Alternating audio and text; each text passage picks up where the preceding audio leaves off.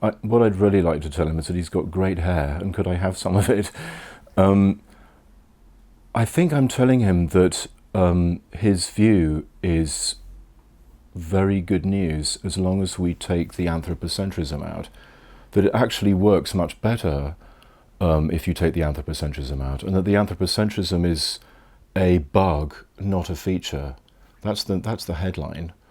I'm really trying to rethink his notion of species being in a sort of ecological way, in a way that is attuned to ecological facts, right? Like the fact that we inhabit a biosphere, the fact that we are made of things that aren't human, for example. And I'm also trying to think what that could mean in a non-racist and non-sexist way, right? So, I mean, when we think about the human species, we've tended to rely on Enlightenment philosophy, so that when you scratch the surface of a human, underneath you find a white guy, you know. So I'm sort of revisiting this notion of species being, and sort of trying to reimagine it.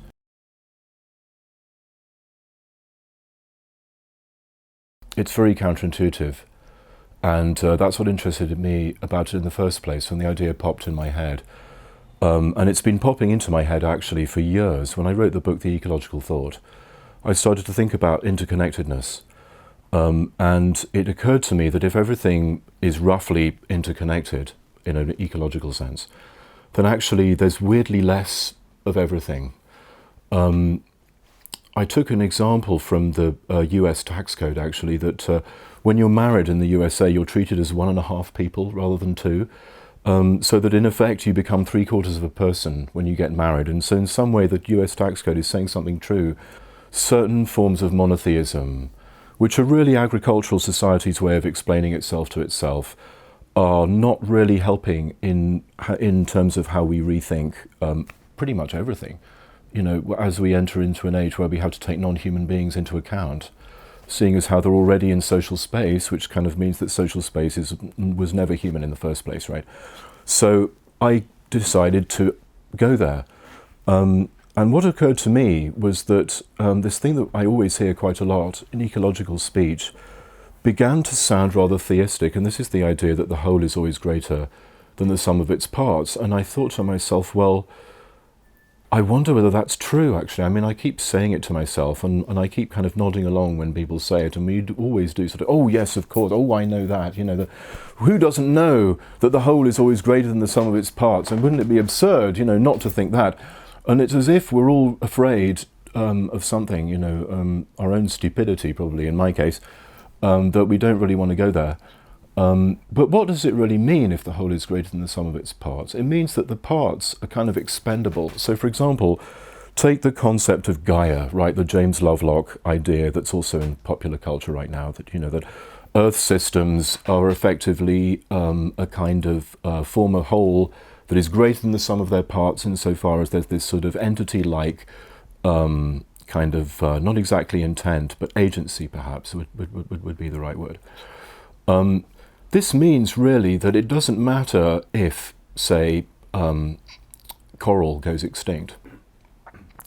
Because, Gaia, Mother Nature or whatever, will always kind of, evolve something else to take the place of the missing component, right? The components are less important than the whole, and the things that make up the whole are treated as components, right, as a means to an end.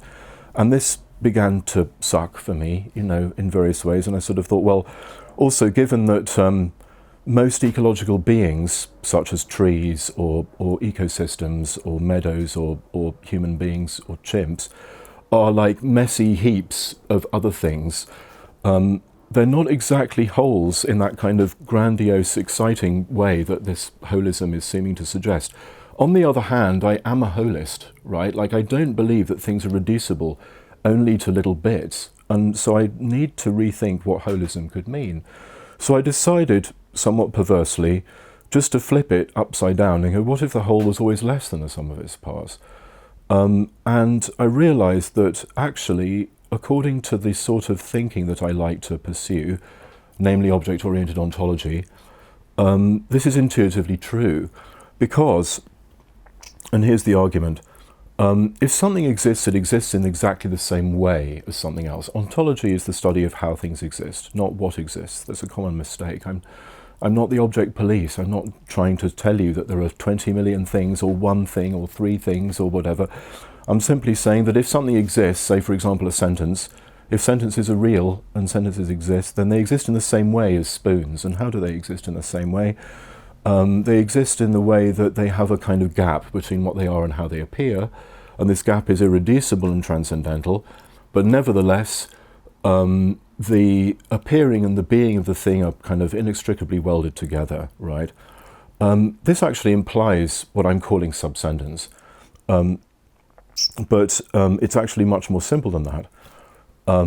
So let's take my hand as an example, because I have it. You know, it's not an extrusion of some other being, like some kind of god or something. And you know, hands are real. Let's just pretend they're real for a minute. And it's made up of these parts, right? There are these bits of it. There's a ring. There's all these fingers. There's various different lines on it. You know, there's various signs of aging and so on. Those things are ontologically more than one, right? If they exist in the same way as the whole. And the whole is one, right? There's one hand, there's lots of parts. Childishly, simply, the whole is always less than the sum of its parts. There's always more part than whole. And as I say that to people, I see them going just blank. It's sort of like the sentence goes through their ear and comes out the other way. And they're like, he just said a really, really naive, dumb thing, or I didn't even hear it.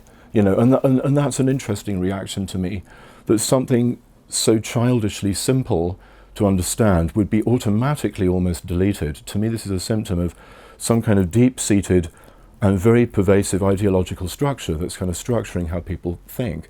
Since there's no good reason why the whole is always greater than the sum of its parts, and since the idea that the whole is greater than the sum of its parts could generate a lot of kind of problems, a lot of violence, in fact, it seems to me that somewhere in our thought and in social space, we're kind of retweeting this, what I take to be a certain kind of theistic notion, right?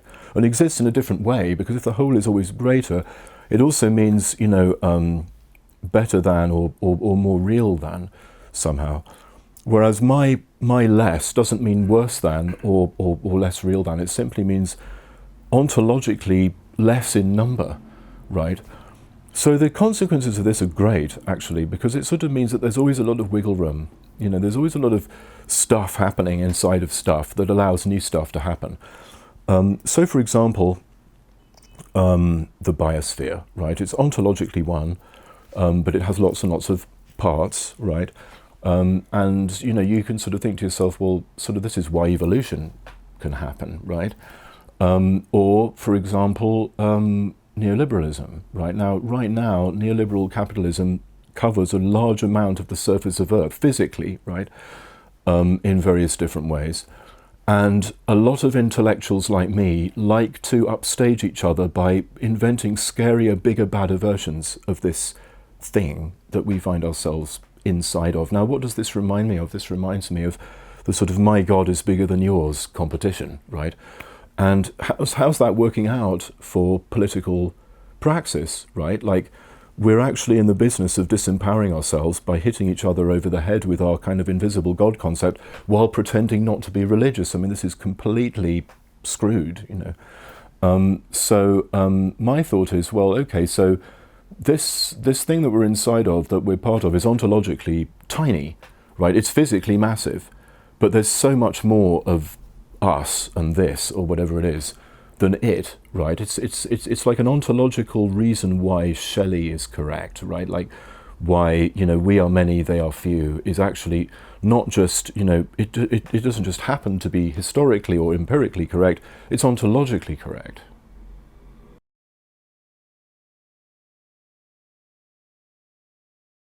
The whole notion of collective is actually so much better if you think about it as a whole that's less than the sum of its parts. Again, I'm a holist, right? So I believe in things like collectives, and of course, you know, I'm actually arguing that the human body is a collective of all kinds of things that aren't human, and that the biosphere is a collective of all kinds of entities, and that this collectivity inevitably involves a kind of uneasy quality to it, that things aren't absolutely glued together. Again, we're not inside of an Audi, and that's quite good, right? Because it sort of means that all kinds of new things can happen and there can be creativity. And that if a future more ecologically attuned society is to arise, then it's going to be about increasing pleasure rather than increasing efficiency and control. And that pleasure is going to be about enhancing and producing more kinds of creativity in the world, not just human creativity, of course. And so I feel like, to me, collective precisely doesn't mean community. Like, we really do need to think about what kind of whole we are part of. And if we're going with the notion of community, we're certainly going with being inside of some kind of Audi-like structure in which my identity, unquote, really is irrelevant in the end or in the final instance. It's ontologically incorrect, right? So if you're messing with the ontological level, then, and you're getting it a bit wrong, then inevitably there's going to be violence on all the levels above that. And since everything else is above that, then there's going to be some quite interesting violence.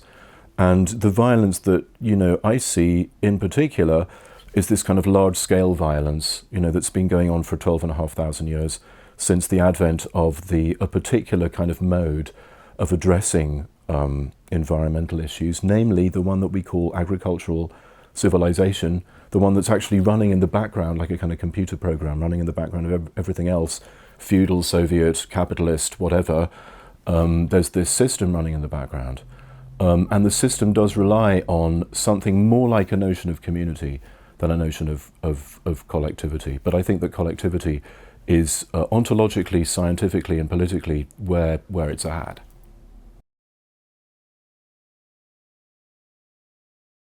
In terms of my own personal thought, intellectual life, I came to this kind of like upside down from there. Namely, people were constantly saying, why aren't you talking about politics? What is this ontology stuff? This is apolitical, stupid stuff, and you should be mucking in with the rest of us and talking about politics. And I understand it because I was brought up in that, new leftish type of a tradition. And, my tutor at school was Terry Eagleton and blah, blah, blah, blah, blah, blah, blah. So I understand, and so I sort of, the past Tim looks at himself in the mirror and goes, what the hell are you on, man? What are you doing, But I feel like this is a very, very helpful, if you like, kind of a detour that I took through something seemingly apolitical to get back to how to think something political. The point being that, rethinking politics is precisely what is required right now if we're going to be including non-human beings in the equation. And in order to include non-human beings in the equation in a full-on way, you do need to address quite deep questions about what the word exist actually means, because it seems to me quite clear that the way we imagine existing has an awful lot to do with anthropocentrism. For example, take the notion of, what we think we're doing when we're doing something at all, right, which is relevant to the question of politics. We think we're acting, right, and we often assume that non-human beings are behaving, right? In other words, non-human beings are just machines that kind of scuttle around like Roombas or something, or Juju pets, and we are, sort of fully present to our intentions and we kind of act them out. We know this isn't true scientifically, but somehow we still have this idea that we're doing this. Or we go, well, since this isn't quite true scientifically, we're also Juju pets running around and blah, blah, blah, blah, blah, which is unfair to us and to non-humans, and in particular also unfair to Juju pets. And because in the end, how can you distinguish between actually a life form and a non-life entity, such as a Juju pet or possibly a vampire? How can you do that? You can't really do that. Evolution science tells you that, life forms come from non-life. Again, it's childishly simple, right? And it's always been rather tricky to distinguish between conscious and non-conscious, or sentient and non-sentient, or, more deeply living and non-living. And in the end, it's rather hard to distinguish between, I think, existing and not existing. And so, yeah, ontological questions are deeply political. Just ask someone engaged in a struggle such as the water protectors in northern USA, indigenous people protesting the oil corporations, right? Like, there's an ontological war going on there between, you know, whose reality is more accurate, actually.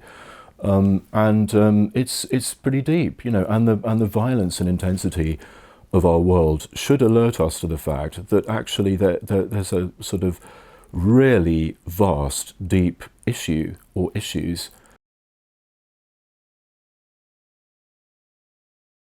One tends to mistake whatever we might take, you know, the word be or is or exist to mean with actually existing things, you know, and that actually creates a kind of circularity, because then you're like, well, what, you know, so how does this peanut exist? Well, it exists in a way that other things exist. And what does exist mean? Well, it's this kind of thing that peanuts do.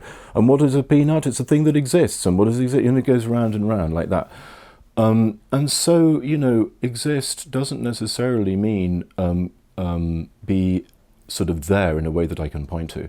In fact, it seems intuitively the case that it's very difficult to point to everything about a thing all at once. Let's take this thing here as an example, this thing called Tim, right? Now, Tim is made of all kinds of things that aren't Tim. You know, Tim's got clothes, Tim's got, you know, daffodil DNA. You know, all human beings are 35% daffodil DNA, interestingly. And in that DNA, there's all kinds of viral code insertions and so on and so on and so on. And we have thoughts, and we have received ideas, and blah blah blah, right? So there's a lot less of Tim than he thought there was, you know. But nevertheless, Tim does exist in some way. Object-oriented ontology uses the word withdraw to describe this kind of shadowy way in which there's weirdly less of Tim than he might like to think. I use the word open. Because I think it might help a little bit to understand what withdraw means. Withdraw doesn't mean actually shrink back in measurable space. Withdraw means something eludes my access, right? And when I say access, I mean any kind of access, actually. I don't just mean thinking about, which is a kind of traditional anthropocentric way in which we imagine access, right? Like, only thinking beings can really access peanuts, you know, like other peanuts can't do it, and birds can't really do it, and so on and so on. But, you know, actually when a bird, you know, pecks at a peanut, that's a peanut peck, that's an accessing of the peanut. And when I think about the peanut, it's an accessing. And when I chew the peanut, it's an accessing of the peanut. But, you know, a peanut chew and a peanut peck and a peanut thought are not a peanut, actually. And if the peanut itself, or possibly herself or himself, were to go on Oprah and talk about itself, then what it would say would be sort of peanut autobiography, not actual peanut. So even the peanut can't access the peanut in itself. Nevertheless, it's a peanut. It's not a blue whale, it's a peanut, right? This is very handy if you want to de-anthropocentrize the human, if you actually want to still say that there are human beings, but you don't want to say that they're human all the way down and all the way through, and in particular this human is some kind of unmarked, bland, Blair thing, underlying appearances that's always there, which always defaults to, you know, white, male. This is the problem, right? And it's a political problem, but it's a political problem because it's an ontological problem, because there's a kind of default ontology hardwired into social space that exist means underlie appearances all the time. Now, if things are kind of interlocked with the way they appear, in the way that I'm like to suggest, then it can't be the case that things are kind of really, truly, actually present underneath how they appear, in a way that you could just like scrape off all the appearances and you sort of get to the real thing. What you get there would be a kind of scraped offness, and that scraped offness would also not be the thing, right? It's kind of elementary Kant in a way. He has this great example of raindrops. You know, there are these raindrops falling on my head, and they are round and they are wet and so on and so on. They have a certain kind of momentum, and all of these things are raindrop data. They aren't actually the raindrop, says Kant. And of course, but they're not blue whale data. They're not peanut data. They're raindrop data. So these are raindrops, and this is definitely raindrop data. We're talking about science here. You know, science is obliged to not make ontological statements because contemporary science kind of intuitively grasps an ontological truth, which is that there's a weird gap between data and the thing of which the thing is data. Yeah.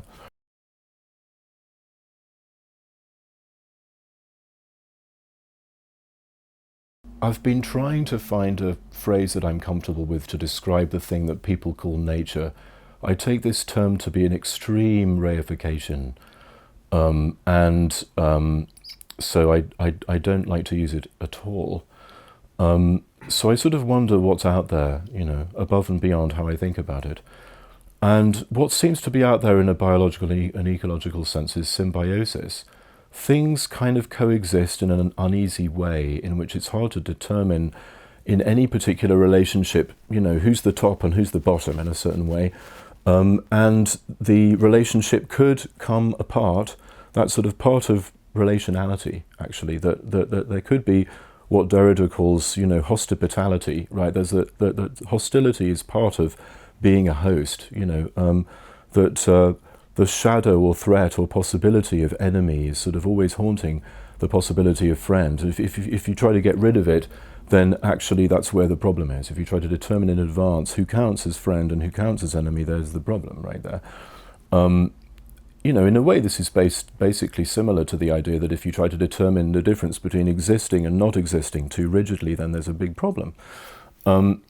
So I decided that the best way to describe ecological biological reality would be to use this phrase symbiotic real. Real meaning, you know, whether we like it or not, you know, whether we think about it or not, it's there, you know, right, and it's there right now. Yeah. Only quite a lot of my culture, quite a lot of my economic structure, quite a lot of how I coexist with non-human beings and human beings is screaming against this truth, right? And it seems to me that there has been what I decided to rather Game of Thronesly call the severing, because I thought it was quite nice to think up a really dramatic fantasy kind of term for this, the severing. This severing, this kind of contradicting all the time of the symbiotic real, isn't an event that happened at a certain point in time. It's something that's happening now.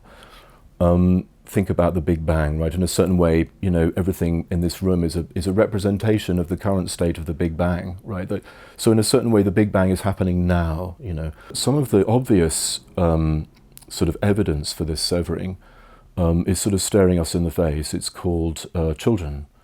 The functional definition of child in contemporary culture is a person who is still capable of talking to not only alive non-human beings, but stuffed animals as if they're alive, who is sort of allowed to do that without being seen as weird or crazy in some way.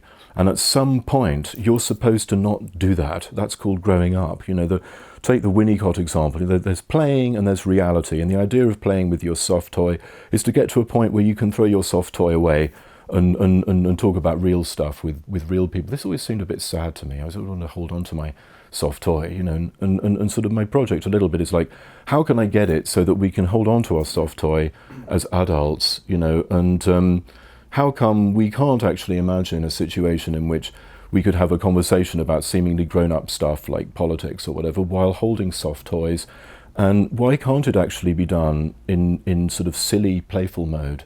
You know, of all the moods or modes that politics is conducted in, I can't often think of many examples of silliness, but actually silliness and playfulness, childish playfulness, would be a great thing to add. You know, some of my more anarchistic friends, such as my friend Jon Gunnar, you know, he's the ex-mayor of Reykjavik, formed a kind of anarcho-surrealist type of a party that was very, very playful and silly, and that was extremely positively disruptive in Icelandic politics there.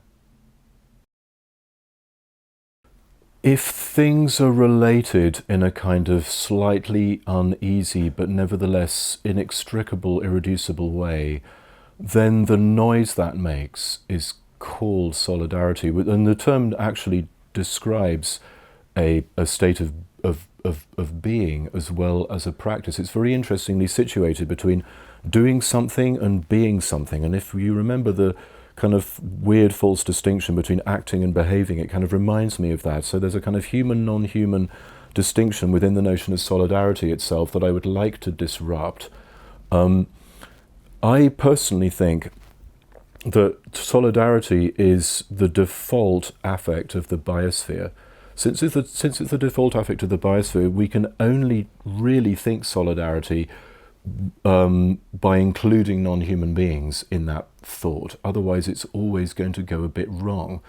The aesthetic experience gives you a kind of a clue as to what I mean. When you're hanging out with an artwork, in a way, what the aesthetic experience is a kind of solidarity for no reason. There's a feeling of belonging together for however long or short a time that is, and however weird or excruciating that is. There you are coexisting with something that probably isn't even alive, let alone sentient, let alone conscious, let alone human. It's a painting, by Leonardo da Vinci, let's say, for example, in the Louvre, just to take a really, really corny example, because I like thinking and talking about corny things.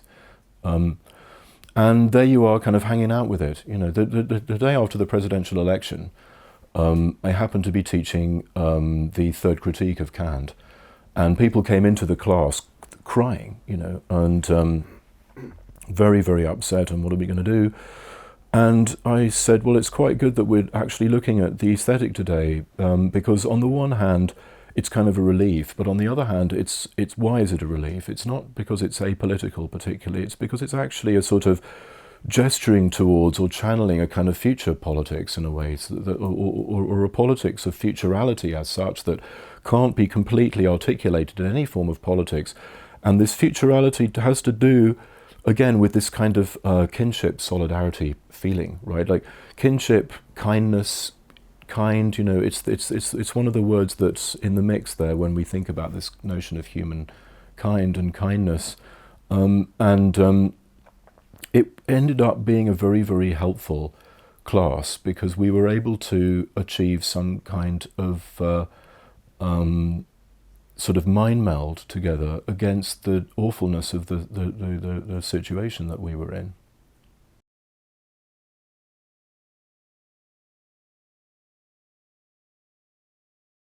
When you hear the word object, you tend to imagine in your mind the worst possible thing that could happen to a human being, aka the dreaded objectification. And so the notion of object-oriented ontology is very provocative because it suggests that we think that everything is reducible to objectified stuff. That's exactly the opposite of what we're trying to say.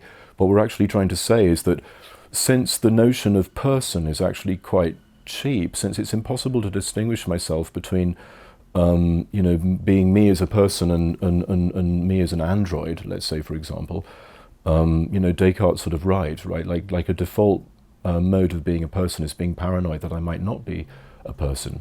Since that's impossible, therefore, it's not possible to maintain a distinction between humans as people and non-humans as people. And since we've already gotten rid of the idea that life and non-life are thinly, rigidly bounded and separated from each other, we might as well include ashtrays and pillows and walls and spoons in the mix as well.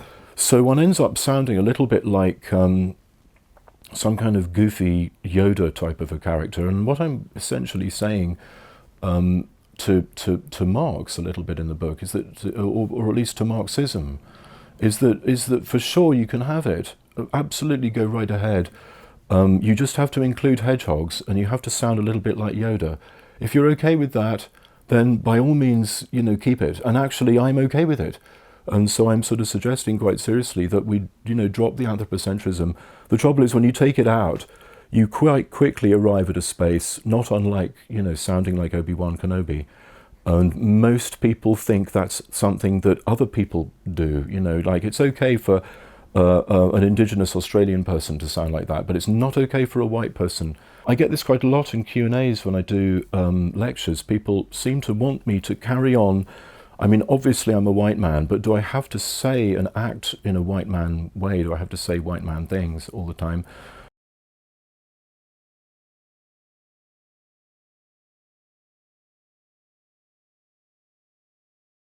There's a very interesting phrase in the 18th Brumaire, which is that the working class needs to borrow its poetry from the future.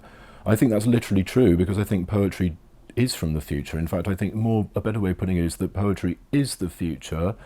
What do I mean? Well, poems are actually telling you something true about everything else. They're telling you something ontologically true. They're telling you that there's an appearing aspect of things and there's a being aspect of things, and these things are kind of related but weirdly dislocated at the same time. What's the appearing aspect of a poem? Well, all the words in the poem represent decisions that some entities or other made, and we can get into an argument about which entities made them, right? Was the poem written by a human author? Was it written by the human author's brain? Was it written by the state of the economic system in which the author was living? Was it written by the author's family, of which the author is a member? Was it written by the biosphere? This is a sort of question that most anthropocentric literary criticism doesn't ask, right? Was it written by in the time of human evolution? Was it written in the 19th century? All these questions we can ask, right? So let's not go there. Let's just assume that, for want of a better word, the way the poem appears is the past, in the same way that when I look at my face in the mirror, I see a map of everything that happened to my face, In another sense, what is this poem, And like the corny way of asking that question is, what does the poem mean, What's the significance of this poem? And the full significance of the poem never arrives, which is why you love it, which is why you keep rereading it. And so actually... And this is true, and this is like the sort of Derridian in me, of any sentence, right? You never really know how a sentence is going to end. Strawberry, rabbit, peanut, Pope. You never really can tell when the punctuation point is going to come. Hedgehog, cigarette, ditto, ellipsis. And so there's always a kind of futurality built into expectations about meaning altogether. Meaning is the future, writing is the past, in a way, right? Appearing is the past and being is the future, yeah? It's not just that it's important for philosophers to think of great ways to describe things because that'll be really compelling to people and effective and stuff. I think that actually that aspect where some kind of image that you don't quite completely understand, but therefore it's an image, it's not a concept quite yet, it's a sort of quasi, almost not quite concept, is in a way philosophy as such. It's actually, you're sort of trying to bring a little bit of the future into the nowness. You're trying to bring a little bit of, something different into whatever this is, because you have some kind of suffering right now, and you'd like not to. It's definitely the case that philosophy departments, as far as I know, are, unlike English departments, generally speaking, some of the most sexist places in the humanities. And perhaps one reason why is the fact that there is this insistence on meaning rather than writing, and that this difference has to do with appearing being sort of worse somehow, ontologically worse than being. And another way of saying that is that, femininity is worse and sort of evil, perhaps, than masculinity, right?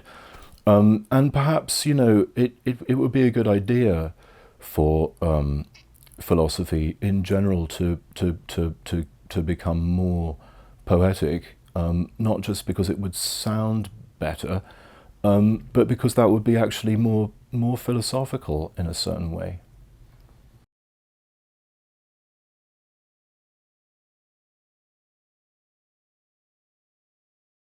There's part of me that wants to say it doesn't, actually. And I'm motivated right now to take up arms and fight people physically in the street, like my grandfather who was in the Cable Street riots. Like one reason why Britain didn't become fascist completely, obviously one reason is that they already were, they already sort of have this empire, and they or that they didn't have to be. But one reason why, in particular, Oswald Mosley didn't succeed is that people like my grandfather actually physically fought them off in the 30s and succeeded, you see. They contingently just happened to succeed. They could easily have become fascist, is the point. And, again, this notion of community, which is a sort of going notion, of what being in a group means is, or has as one of its endpoints, fascism. And so it's not unlikely that some environmentalisms might tend towards that, although there is a syndrome of pointing out the implicit fascism of environmentalisms that can be very, very unhelpful, because, you know, it might be quite nice right now to try to, you know, stop global warming and not to think, oh, that's a fascist thing to do. American fascism, in a way, cross fingers, hopefully, is the last gasp of this white male supremacy, privilege, patriarchy situation that sort of unconsciously realizes that it's up against the wall and needs to become extremely violent in order to assert or maintain its existence. What does that mean? That means that the default ontological idea that things kind of persist underneath their appearances and that this persistence looks most like a white guy is over, because too many people realize that there are non-human beings in social space. That's one of the reasons why it's over, actually. It's that default ontology is over, and the people who are supporting, and you have to be a sort of a Nazi to really cleave to it, actually. So again, you know, it's not as if sentences can defeat David Duke. That's absurd. It's not that. It's not as if poems can like poems as such, you know, like poems on bits of paper can defeat Nazism. But, you know, if again we're going with Marx here and saying, you know, we're going to borrow the poetry of the future, what does it mean? It means that, you know, this is an ontological war fundamentally, and that really there's some kind of shift going on that's being registered in social space. And this shift has to do with ecological awareness, but doesn't really stop at ecological awareness. That's just sort of the gateway. In a certain way, neoliberalism has created a kind of paper-thin Weimar Republic-like situation everywhere. And through this horrible paper-thin situation, people can glimpse the paper-thin biosphere that's paper-thin also for exactly the same reason. That's very scary. And one reaction to that could be fascism. And in fact, you wouldn't believe how many fascist movements in America tie themselves to hostility to Agenda 21, which is a certain part of the Earth Summit of the United Nations in Rio. And Agenda 21 says stuff about sustainability there, and it says stuff about biodiversity. It's the biodiversity bit that they're going against. And they think this means, you know, that... So they've, in a way, in a kind of perverse upside-down way, the extreme right has made this connection, you know, that actually there is indeed a link between speciesism and racism. The idea of a rigid difference between the human and the non-human is supported by all kinds of entities that have been made to be inhuman or unhuman or abject in some way, and these entities, these beings, some of whom are us, kind of allow the difference between me and something like Hitler's dog Blondie to be seemingly rigid and true. So that actually racism is the thing that's structuring speciesism. So the struggle against racism is in fact an ecological struggle quite deeply. And so the struggle against fascism is definitely an ecological struggle very profoundly. And so ultimately, we want our ball back, guys.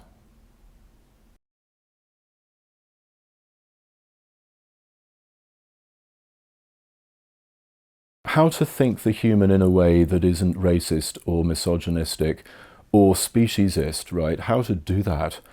Well, you sort of have to do it by imagining that human beings are a rather contradictory, messy heap of stuff, just like daffodils or blue whales or whatever. And what's cool about that is that these messy heaps are obviously a little bit part of each other, right? I have a bacterial microbiome that talks to the bacterial microbiome in my environment, and so on, just like different species of trees actually talk to each other.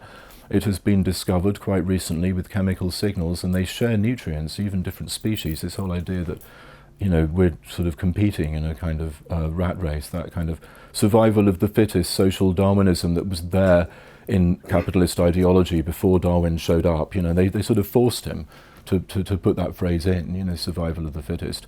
And even that phrase doesn't mean survival of the guy who has the six-pack abs. It means survival of the person who happened to have sex and reproduce, even though they might have been a bit crap, you know. It's incredibly cheap, survival of the fittest. It doesn't mean like you fit it in perfectly to your situation because your situation is a weird moving target in which everything else is doing the same thing, you know. So it doesn't mean that even. It means something incredibly cheap, you know. I like making things cheap.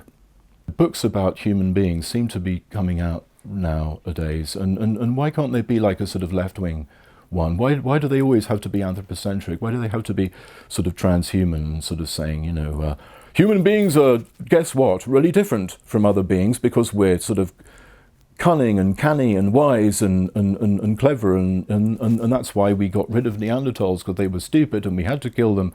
And in the end, we're all going to, you know, transcend ourselves and live forever in the cloud, and or cryogenically freeze ourselves. You know, can't there be a book that goes the other way and says, you know, we're actually so much more like each other than we like to think, because we're actually so much more like daffodils and elephants than we like to think.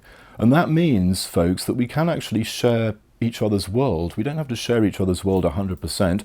I don't share my world 100% with myself. You know, if I was to be interviewed, what I would say wouldn't actually be me, it would be me interview stuff. You know, even I can't do that. Therefore, it's perfectly possible to share the world, say, of a lion who's been brutally shot by a dentist. There was a huge Facebook uproar about Cecil the lion. I think they say Cecil in America. Cecil the lion was shot by an American dentist. And there was a huge uproar about it, and I got to thinking about it and thinking, well, above and beyond the usual old kind of sympathy, empathy, power politics where, you know, oh, poor old lion, you know, we're more powerful than you, but we can feel sorry for you. Perhaps there's actually some solidarity going on. You know, perhaps there's actually a feeling of kinship with the lion insofar as we all feel so beaten down and kind of mechanized and reified by whatever it is in our social space, that actually we realize we have more in common with a lion than we do with the dentist at this point, you know. And this is like in the negative, a way in which one begins to recognize that one has something in common with a lion, and that actually having in common must include non-human beings to work, right? And so humankind, solidarity with non-human people, is a title that is kind of a handy title, because it's like, if you don't want to read the book, that's what the book actually is. It's not a subtitle in a way, it's an explanation. You know, what is humankind? It's solidarity with non-human people. You know, in other words, you know, when I share the world of a lion or an ashtray, I'm actually not reducing myself to my concept of a lion or an ashtray. I'm kind of slightly elevating the lion and the ashtray to personhood, but personhood, because personhood has become really cheap. So I'm cheapening myself a little bit, but not in a bad way, and I'm elevating them. Now we're all people, now we can all have solidarity with each other, now we can actually have revolutionary politics that might actually work.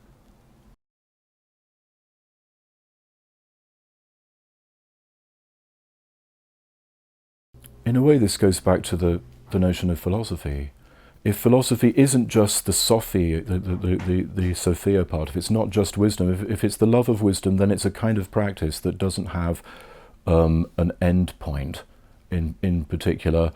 And in the most esoteric forms of Buddhism, since Buddha mind and confused mind are kind of the same, I'm going to say kind of the same, not to get into trouble, but also because it's not quite true that they're exactly the same. Therefore, at any moment, you could kind of flip into something like enlightenment mode, and then flip back into confusion mode. And these two things are kind of co-emergent all the time and kind of happening together, which is why there can be change in creativity, because you're not totally stuck in your karma, because, you know, Buddha was trying to say that, you know, working class people, untouchables and so on, can also have some fun and like transcend their material conditions and so on and become Buddhas. That's the sort of socially liberating part of it.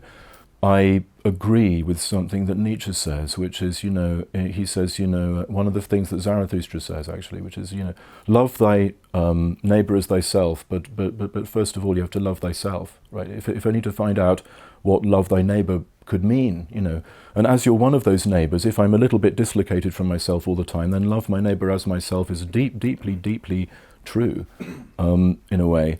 In some Buddhist monasteries, they teach generosity, which is one of the paramitas, one of the virtues that kind of gets you across to enlightenment, in the following way. You have a ball in one hand and you have to give it to the other hand, and then that hand gives it to that hand, and after 15 years of doing stuff like that, a little bit more and a little bit more and a little bit more, you're ready to die for whoever it is, in some kind of confrontation with people holding weaponry, because you're ready to let go of yourself, right? And actually that seems to be kind of a good space to be at politically, but it started with something that looked like narcissism. Now, I'm going to say this word, and this is a word that's on people's minds because of the current president of the USA, and there's something very ugly happening in the USA along with the fascism, which is narcissistic disavowal of narcissism. In other words, quite a lot of people go, I'm not that guy over there, I'm not him, I'm not that awful person, I can't even say his name, and of course this is narcissism, I'm not a narcissist, I'm not this narcissistic person. Distinguishing yourself like that is narcissism, and if you didn't have narcissism, you couldn't eat. You never would have breastfed or whatever, So kind of it's useful, and what we're really talking about is disordered narcissism. We're talking about wounded narcissism is the problem, not the narcissism, in a way. And that engaging with political space might involve a more thorough engagement with narcissism, which sounds ever so scary, because now it means that in order to have, like cool revolutionary thoughts, you might also have to have, crystals and stuff. And going back to sounding like Yoda and stuff like that, it might mean that the way you conduct yourself looked a little bit more like something that you might dismiss as a kind of hippie thing.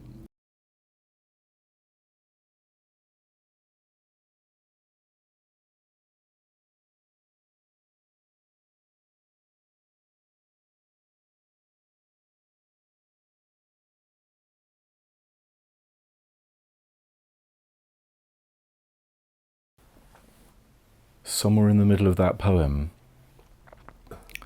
and I think it's important to say somewhere in the middle of rather than there, because you can't point to it, and that's the point. Somewhere ambiguously in that poem a kind of weird flip occurs where you start to wonder, are the moths narrating or are humans narrating? And that last line that uncannily repeats the first line really kind of nails that ambiguity. And I'm a fan of ambiguity. I like ambiguity. I think that, a lot of what could be done in art and philosophy is kind of ambiguity tolerance training. And in a way, since things in general are deeply ambiguous because they're always exactly how they appear, yet they are not how they appear at the same time. Raindrops are raindrops, they're not fish, but raindrop data isn't actual raindrops. Since that's the case, then ambiguity is an ontological feature of our world, not a superficial one, but something that's structuring our world. And when I say our world, I don't really mean anything in particular by it in terms of human and non-human world. The ambiguity in the poem, and I think poems in general maintain this kind of ambiguity for us lot, kind of white Western people allow some art to be ambiguous in the way that maybe other people might allow non-human beings to be ambiguous.